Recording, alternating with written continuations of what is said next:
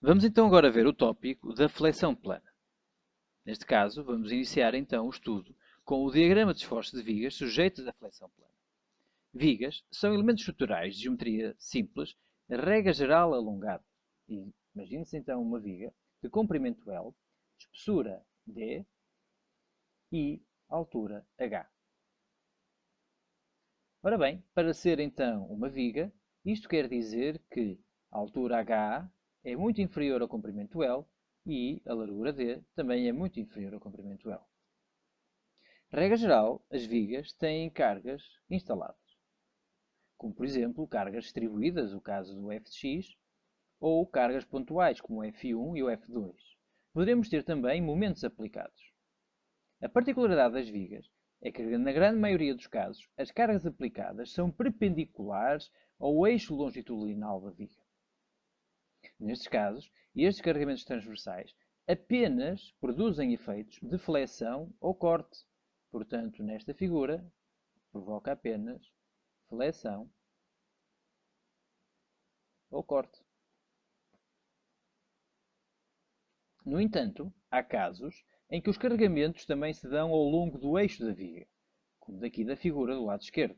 E então, nestes casos, irão ocorrer também esforços axiais. Note-se que esta força F poderá ser decomposta então por uma força perpendicular, de facto, ao eixo da viga, que é F, sendo este o ângulo θ, seno de θ, mas aqui vai ocorrer também, na sua projeção horizontal, F cosseno de θ. E este dará então origem a esforços axiais.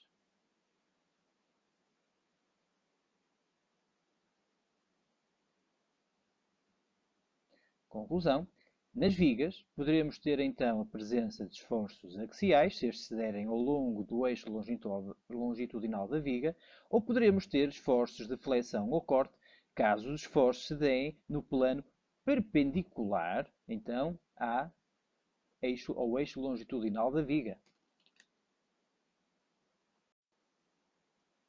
Geralmente, pode-se classificar as vigas de acordo com a forma como são suportadas. Por exemplo, poderemos então ter uma viga simplesmente apoiada. O que é que isto representa? É uma viga com um apoio duplo numa das extremidades e na outra extremidade temos um apoio simples, com os roletes e depois o apoio, permitindo então movimentos horizontais. Poderemos ter também vigas simplesmente apoiadas com extremidade em balanço. É uma viga parecida, semelhante à anterior, com um apoio duplo numa das extremidades e, a meio, por exemplo, um apoio com roletes. Podemos ter também o caso da viga encastrada, em que temos então o encastramento da secção do lado esquerdo. Esta nomenclatura é muito importante, pois permite-nos identificar rapidamente o tipo de viga com base apenas na sua classificação. Vejam, também é possível classificar uma viga como contínua. É o caso então de uma viga em que temos vários apoios distribuídos. Apoio duplo e alguns apoios simples. Existe também o caso da viga encastrada apoiada. Como o nome indica, será então o encastramento de um dos lados e do outro lado da viga teremos então um apoio. Poderá ser simples, por exemplo. Poderemos ter também o caso da viga biencastrada,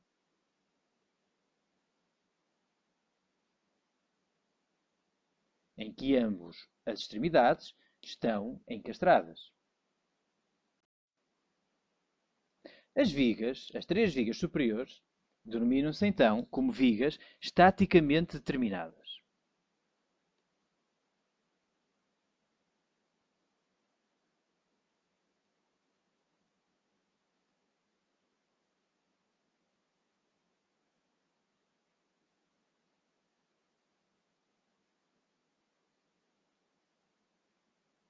Pois, neste caso, o somatório das forças igual a zero e o somatório dos momentos num ponto qualquer igual a zero é suficiente para obter todas as reações envolvidas na nossa estrutura.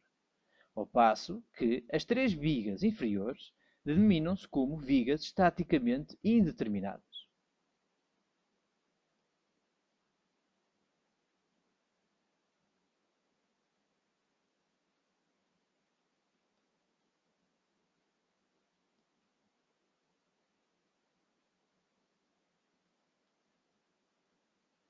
Nesta unidade curricular, apenas iremos então analisar as vigas estaticamente determinadas, pois ainda não temos ferramentas suficientes para calcular vigas estaticamente indeterminadas.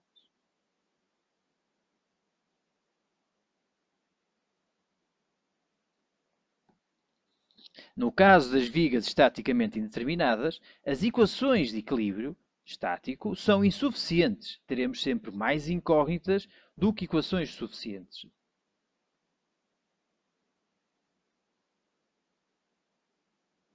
Portanto, não chega. Iremos sempre precisar de mais equações.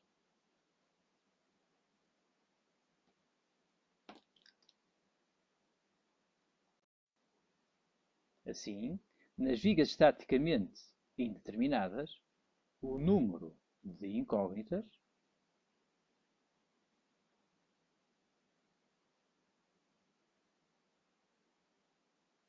é superior ao número de equações disponíveis.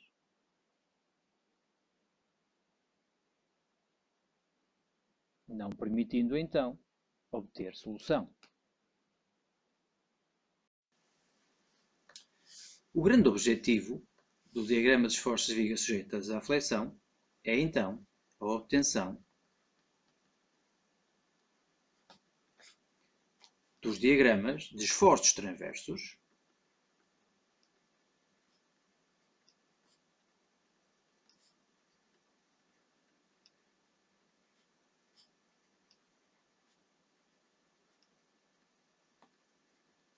e os diagramas de momentos fletores.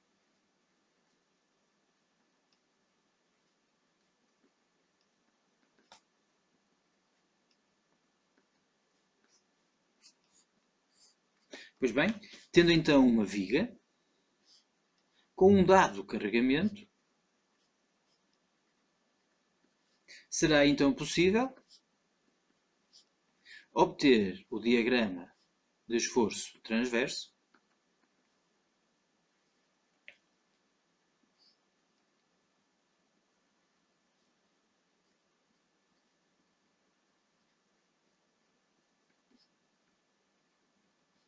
sendo este então o nosso diagrama de esforço transverso, que é a função de x, que é o eixo longitudinal da viga, e o diagrama de momento fletor,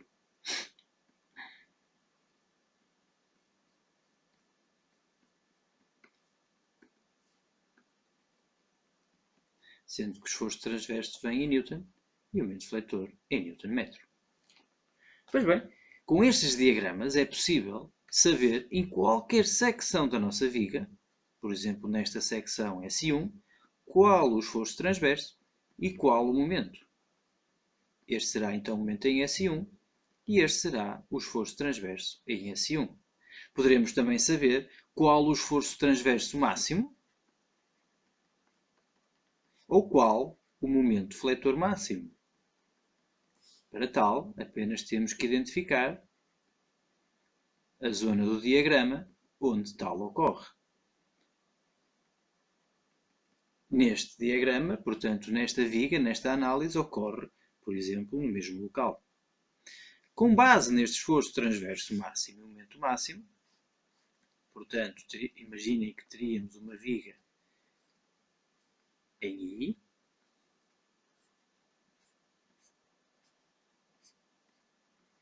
estou apenas a desenhar parte, por exemplo, na secção onde se dá o esforço transverso máximo e o momento fletor máximo. Então nós sabemos que haverá um ponto, vamos aos nossos cubos infinitesimais, e neste cubo infinitesimal saberíamos então que iríamos ter um esforço de corte, uma tensão de corte e uma tensão normal. E então iríamos saber que esta seria então a tensão normal máxima, por exemplo. O cubo aqui instalado teria uma tensão de corte máxima. E com base, então, nesta informação, poderíamos dimensionar a nossa viga, tendo em consideração que a tensão, então, máxima teria de ser menor sempre que a tensão admissível, tanto para a tensão normal como para a tensão de corte. E daí a utilidade dos diagramas de momentos transversos e momentos fletores. Mais uma vez, com base no esforço transverso máximo e no momento fletor máximo, somos capazes de obter as tensões normais máximas e as tensões de corte máximas. A utilidade dos diagramas de esforços transversos e momentos fletores não se esgota apenas no cálculo, então, das tensões. Com base nos diagramas de esforços transversos e momentos fletores, irá ser possível também obter os diagramas referentes, então, à rotação das nossas peças. Este será, então, o gráfico das rotações. E ainda os diagramas das flechas. Portanto, o quanto deforma a nossa viga ao longo de x. Isto era a deformada, uma representação da deformada da viga. E saberíamos então que aqui ocorre a flecha máxima, o deslocamento máximo. E podemos então, tal e qual como fizemos para as tensões, obter então um dimensionamento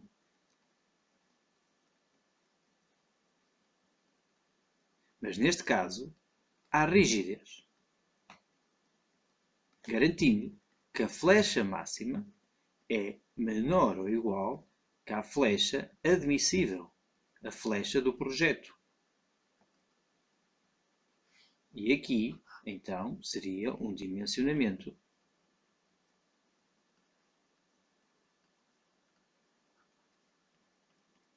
À resistência.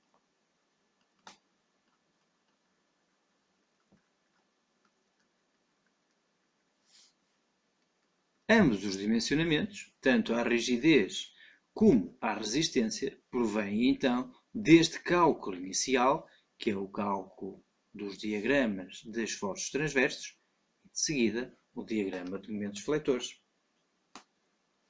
As expressões que relacionam então o cálculo dos momentos fletores e do esforço transverso com as tensões serão dadas mais à frente, tal e qual como as equações que relacionam então a flecha com os momentos fletores e com o esforço transverso. Em lições passadas já se viu então a questão dos elementos de redução e dos esforços internos.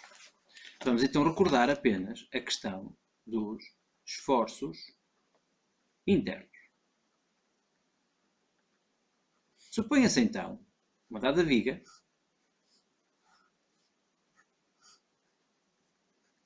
encastrada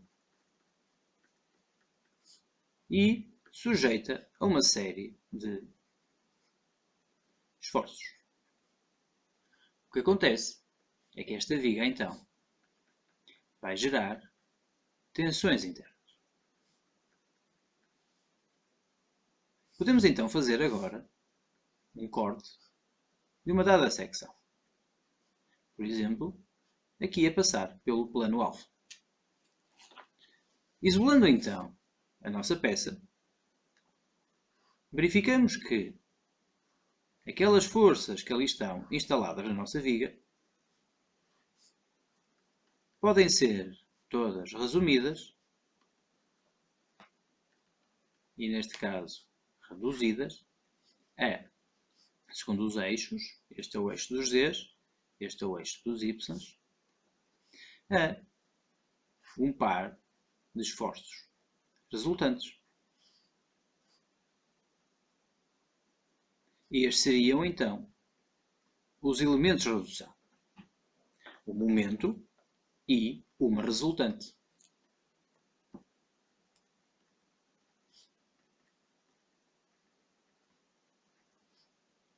Pois bem, podemos pegar então nestes dois esforços e podemos separá-los.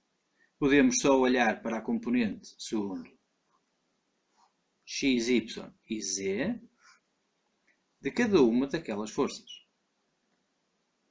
E então ficaríamos com x, y e z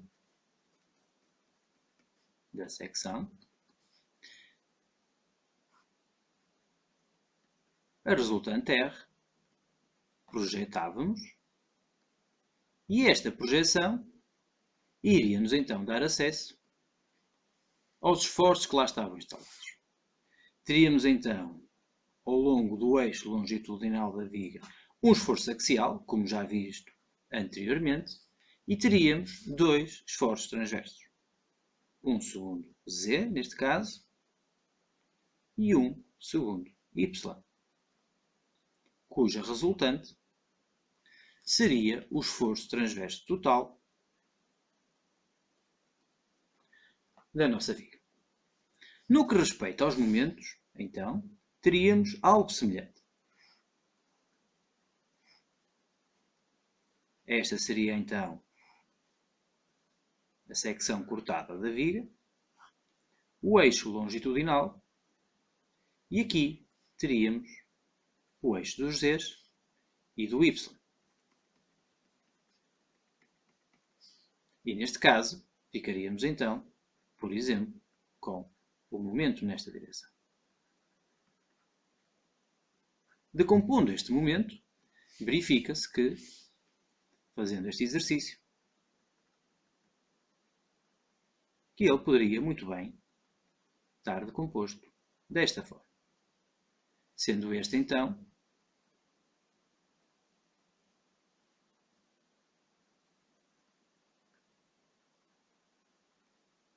o momento obtido. Teríamos então uma componente segundo o eixo do x, que seria o nosso momento torsor, vindo da resultante, e dois momentos fletores. Um segundo z, aqui está a sua projeção, e outro segundo y, neste caso, para baixo. E, portanto, o resultante seria este.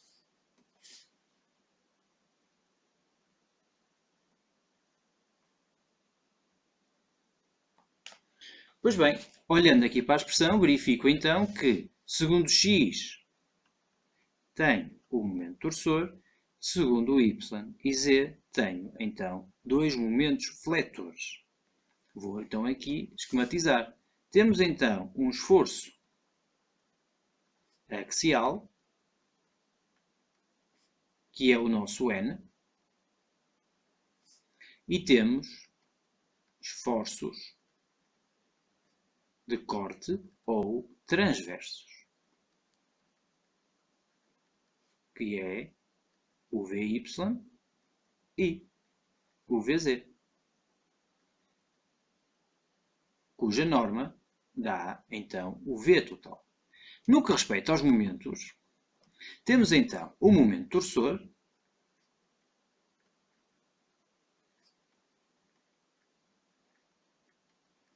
que causa a torção da nossa viga, e é o MX, que é o nosso momento torsor. E temos momentos de flexão, ou momentos fletores, que é o caso do MZ e do MY.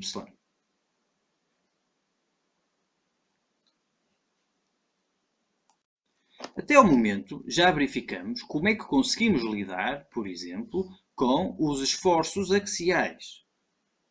Já sabemos quais as expressões a assumir. E também já sabemos como é que devemos lidar com os momentos torsores. Não sabemos ainda como é que devemos lidar com os esforços transversos e com os momentos fletores. E será este, então, o objetivo desta parte da matéria. portanto, obter o estado de tensão e a deformação com base nos esforços transversos e nos momentos fletores. Existe então o caso da flexão pura.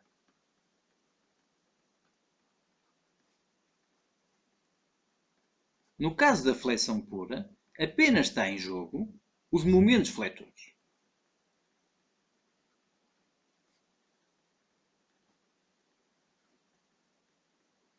Imagine-se então o caso da flexão simétrica.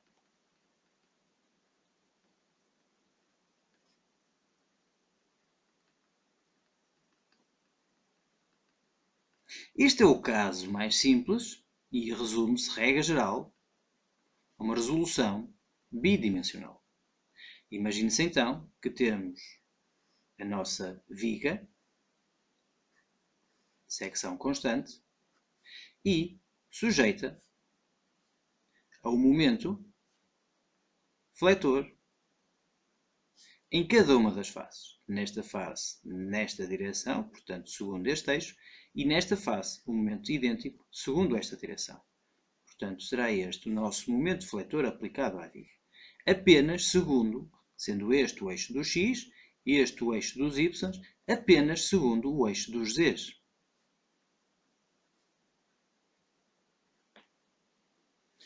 Pois bem, neste caso, se fizéssemos então o corte da nossa viga por este plano de corte, o que se iria obter era, em termos de esforços internos,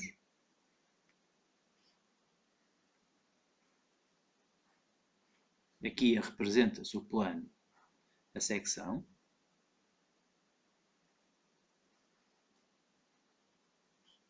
isto é a secção cortada em alfa, e iria aparecer aqui, nesta secção, um momento fletor segundo Z. Estou a ampliá-lo apenas com uma questão gráfica. Aqui teremos o nosso eixo dos Z's, e aqui Y. E este será, obviamente, o mesmo. Será o mesmo momento fletor. Pois bem, nesta secção, o momento fletor pode ser representado por esta seta a negro, como poderia ser representado também por esta seta dupla a vermelho. Seria a mesma representação. E esta será a nossa secção S1. Note-se que, nesta secção, o momento fletor, segundo Z, é de facto diferente de zero, mas não temos mais nenhum esforço. Tanto o esforço axial como o esforço transverso, em qualquer uma das outras duas direções, é nulo, assim como o momento torsor segundo x ou o momento fletor segundo y. Daí o nome de flexão pura, pois apenas existe flexão devido ao momento, e simétrico, portanto bidimensional.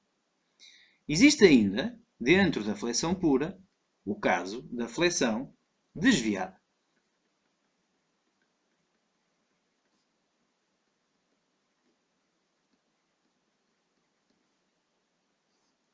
O caso da flexão desviada é o caso geral, é o caso tridimensional. Então, neste caso, o que passaremos a ter será uma viga sujeita apenas a momentos, mas agora, segundo as duas direções possíveis, que provocam de facto momentos fletores. Teremos então aqui o eixo dos z's, do y, e aqui atrás o correspondentes, simétricos, e aqui do x. E o que se irá dar neste caso será o momento segundo y, em torno do eixo dos y, que será o nosso my, e irá-se dar um outro momento, mas agora em torno do eixo dos z's, que será o nosso nz. Do outro lado, simetricamente, está instalado o mesmo par de vetores. Portanto, um momento fletor segundo z e um momento fletor segundo y. Pois bem, temos agora momentos fletores nas duas direções. Se fizermos então um corte nesta zona da viga, tal e qual como anteriormente, o que nós vamos ter, então, nesta secção S1, será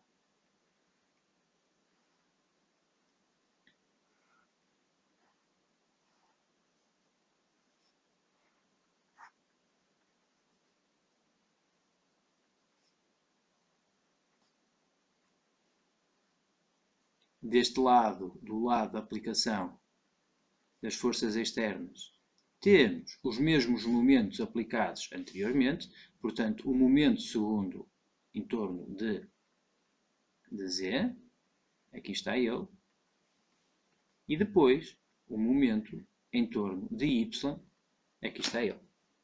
E deste lado, do lado então da secção S1, portanto, isto é a secção S1, temos um momento fletor a atuar segundo o eixo dos Z's, aqui está ele, momento fletor segundo Z, e depois o momento fletor segundo Y, em torno do eixo, então, dos Y. Note-se que estes dois vetores poderiam estar a ser representados, então, por outra simbologia, que é a simbologia da seta dupla. Representa também os momentos fletores.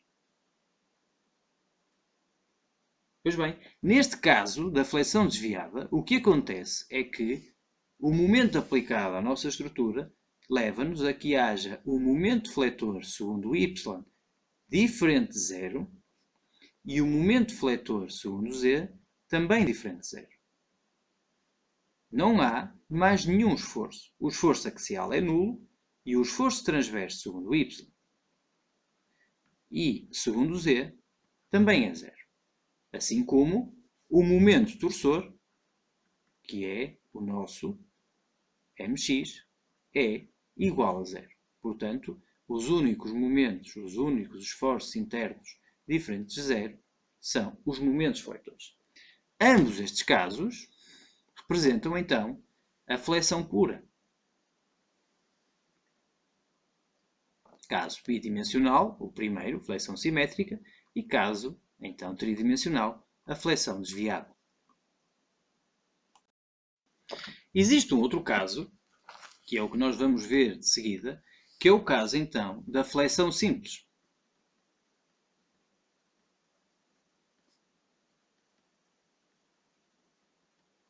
No caso da flexão simples, então, o que está em jogo é a existência de momentos fletores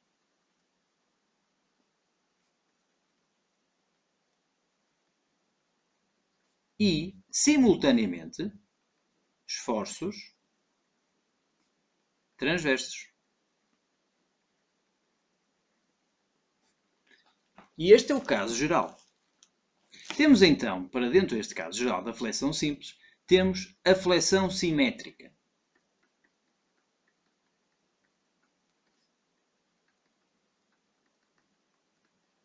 Que, tal como há pouco, representa o caso bidimensional. Neste caso, então, da flexão simétrica, o que nós passamos a ter é uma viga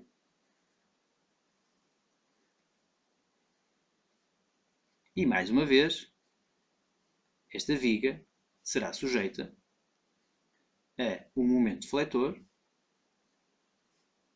em ambas as extremidades. E este sim é que é o nosso Z.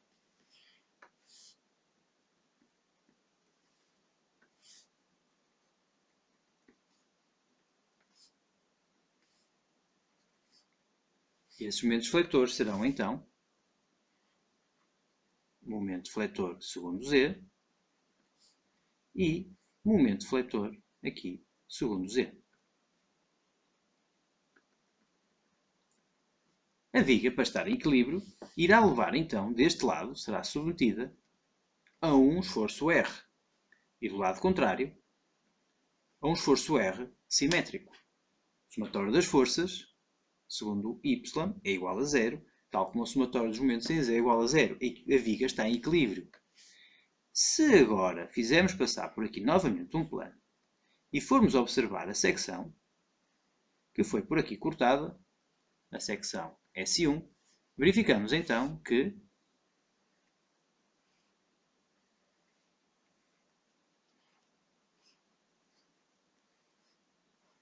a nossa viga, na secção S1, passa a ter, naturalmente, tal e qual como seria expectável, 2 esforços.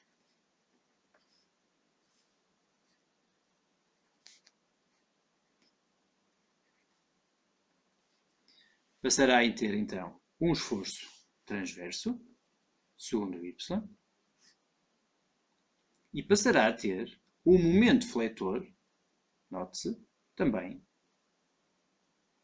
segundo Z, ou em representação dupla, vou agora usar outra cor, por exemplo, com a seta dupla, ou uma representação ou outra. E deste lado, obviamente, que está os mesmos esforços de há pouco. Esta viga, mais uma vez, encontra-se em equilíbrio. O que é que aconteceu agora? Neste caso, teremos então um momento fletor, segundo Z, diferente de zero, tal e qual como temos o VY, o esforço transverso, também diferente de zero. Todos os outros esforços são nulos. Não há esforço axial, não há esforço transverso, segundo Z, não há momento fletor, segundo Y, e não há momento torsor, segundo X.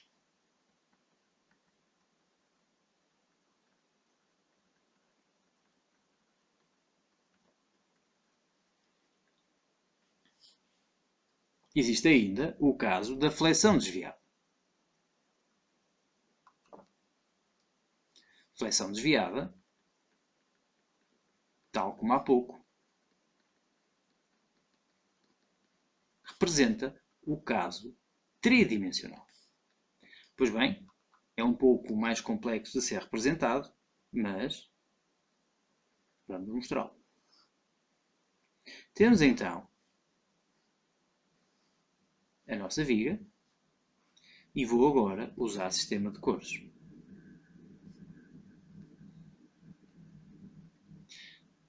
Temos o eixo dos Y, o eixo do Z, deste lado o eixo dos Y e novamente do Z. E temos o eixo do X. O que acontece, então, neste caso, é que nós temos o eixo longitudinal e agora temos um esforço segundo Z, um RZ, e um esforço segundo Y, um RY. Deste lado temos o correspondente simétrico. Temos também uma série de momentos. Temos o momento segundo Z, que vou representar a verde, e deste lado temos o mesmo momento segundo Z. Temos ainda o momento, então, segundo Y. Uma questão de clareza, vou colocar a vermelho. Momento segundo Y. E deste lado, também o momento segundo Y. Pois bem, se fizermos novamente um corte da secção,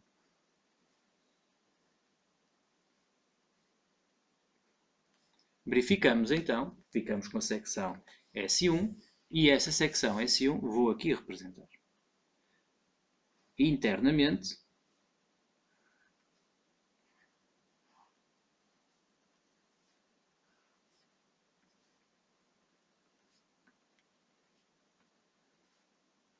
terei então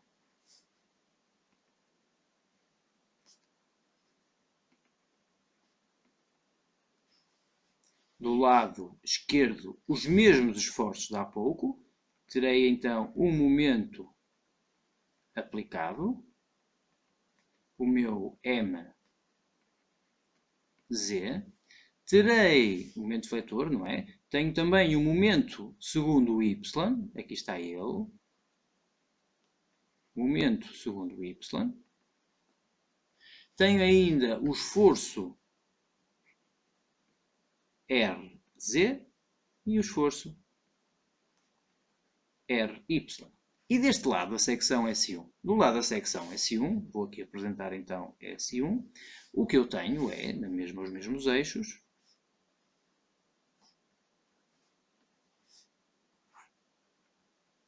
e agora passarei a ter então o momento fletor segundo y,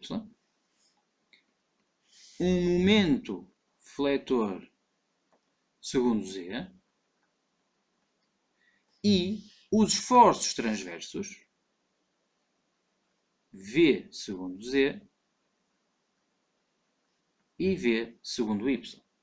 Neste caso, então, na flexão desviada, o que ocorre é que o momento fletor segundo y é diferente de zero, o momento fletor segundo z é diferente de zero, o esforço transverso segundo x, perdão, o esforço transverso segundo z é diferente de zero e o esforço transverso segundo y é diferente de zero. O esforço axial é nulo, assim como o momento torsor, que é segundo x, que também é zero. Concentramos-nos então, para o caso da flexão simples, apenas nos momentos fletores segundo z e o esforço transverso segundo y. Para o caso da flexão desviada, concentramos-nos nas duas direções y e z. E este então é o caso geral. A este caso geral pode somar o caso então em que temos, além do esforço transverso do momento fletor, torção e esforço axial. Mas, no caso da flexão plana, iremos apenas ver estes problemas de flexão simétrica e flexão desviada. É importante agora estabelecermos então a convenção de sinais.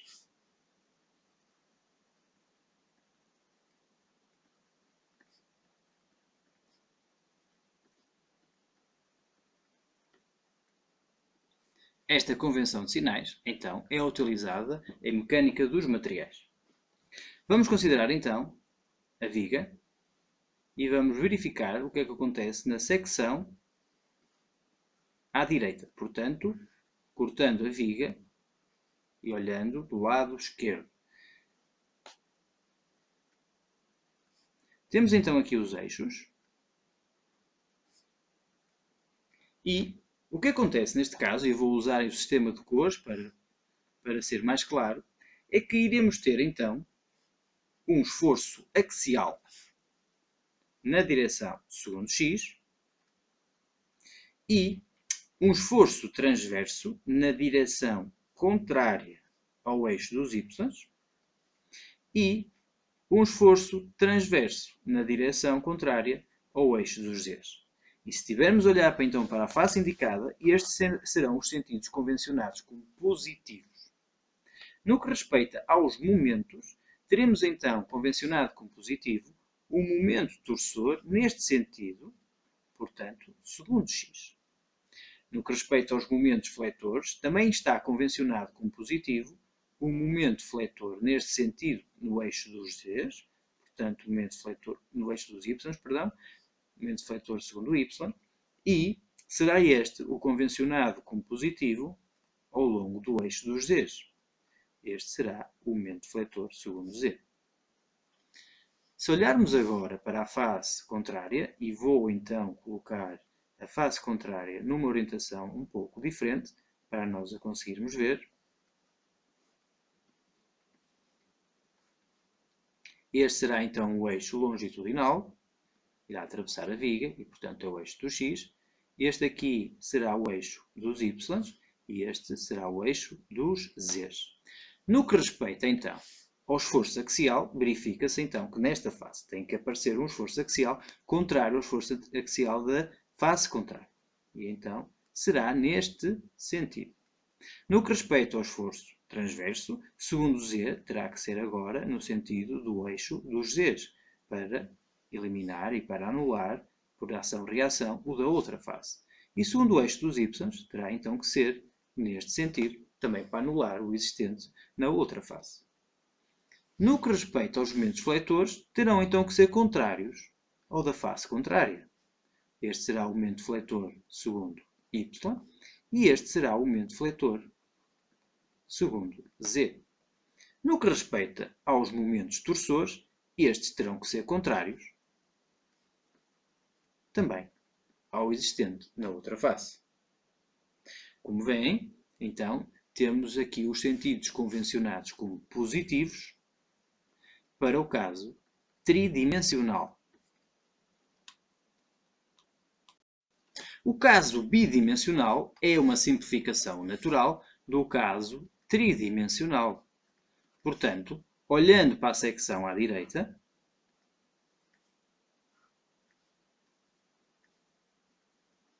verificamos que, utilizando o mesmo sistema de cores, segundo o eixo do x, que se prolonga ao longo desta direção, temos então um esforço axial.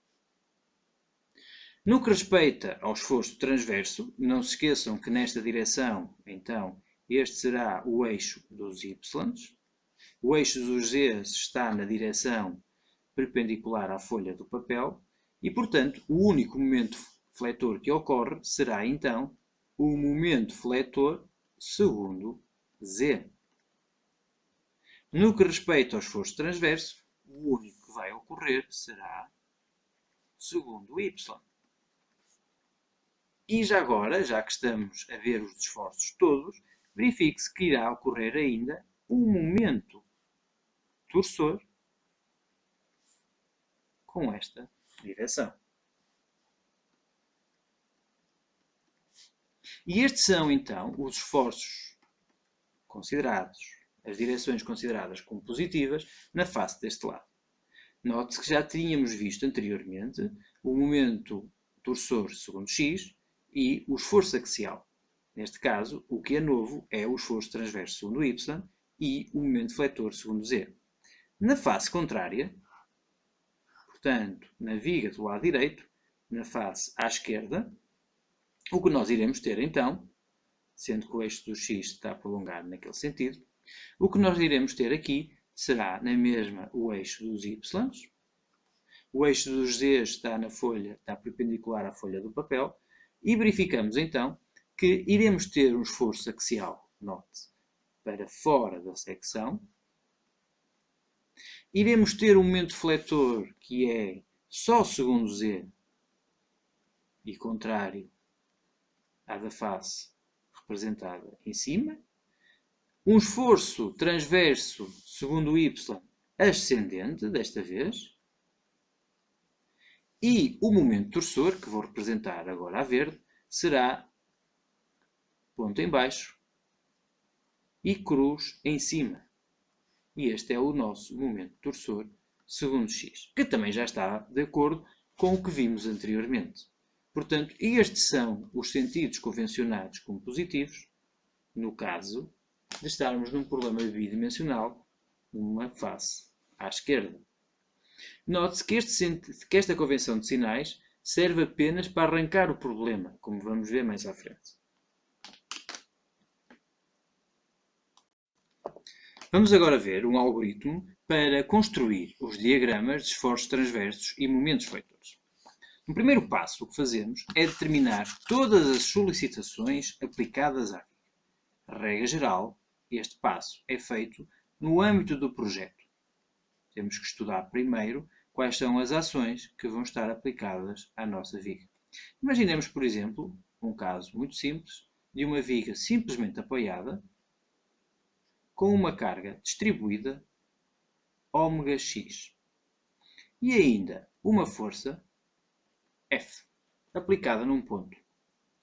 Pois bem, a primeira parte é, após determinar todas estas solicitações, é a análise do equilíbrio estático da viga. Temos então que estabelecer o diagrama de corpo-equilíbrio.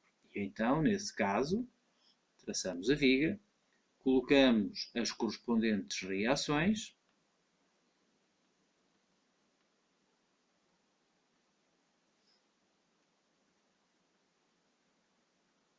e uma carga distribuída transformamos em força concentrada equivalente e ainda calculamos e colocamos a tal força F no seu ponto. Pois bem, a seguir fazemos o cálculo das reações. E para o cálculo das reações temos então que recorrer ao somatório das forças igual a zero e ao somatório dos momentos num ponto qualquer igual a zero.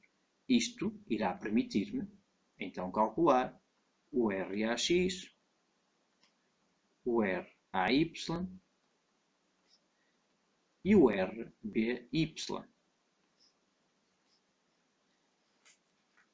A seguir, ainda no primeiro passo, faça a decomposição de todas as solicitações nas direções paralelas e perpendiculares ao eixo da viga. Isto é importante depois para estar preparado para calcular, então, os diagramas de forças transversas e momentos fletores. Então, esta é a nossa viga, de A a B, e coloco as reações obtidas no primeiro passo. E estes locais, estes valores, são já com os seus valores escalares. Portanto, coloco aqui o valor escalar. Se o RAX deu 3,2, aqui já coloco 3,2 no RAX. Se o RAY deu, então, 5,4, coloco, então, 5,4. Portanto, é os valores escalares que vêm do cálculo, então, das reações. E, de seguida, colocamos a força distribuída, que é a original, e que tem uma dada função. Depois, colocamos a força concentrada e agora sim, esta força concentrada decompomos então na sua componente segundo x e na componente segundo y, sendo que esta é f cosseno do ângulo θ e esta é f seno do ângulo θ. De seguida, entramos na passo 2, definição das equações dos esforços transversos e momentos fletores. Primeiro há que especificar o número de segmentos, secções da nossa viga. A nossa viga, sempre que existe uma perturbação, quer seja ela um apoio, quer seja uma força concentrada, somos obrigados, então, a parar aí o cálculo e definir mais um segmento. Note-se que nesta zona vamos ter, então, o F seno de θ, F cosseno de θ. E nas periferias temos a reação segundo x, segundo y e o nosso RB, y. E a carga distribuída temos função para ela. Note-se então que temos uma secção que vai de A, vamos chamar este ponto o ponto C, e depois de C ao ponto B. Neste caso, temos de A a C e depois outra secção de C a B. 2 segmentos.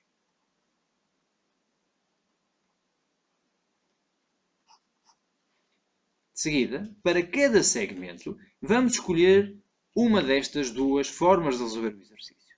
Ou utilizamos o equilíbrio na secção à direita ou à esquerda, ou utilizamos a relação entre o esforço, entre a força distribuída, o esforço transverso V e o momento fletor. Por exemplo, se por acaso optássemos, então, pelo equilíbrio na secção à direita ou à esquerda, o que aconteceria era que iríamos ter que ir a cada secção, vou dar aqui o exemplo da secção S1, e para a secção S1 teríamos então que colocar, utilizando a convenção da resistência dos materiais,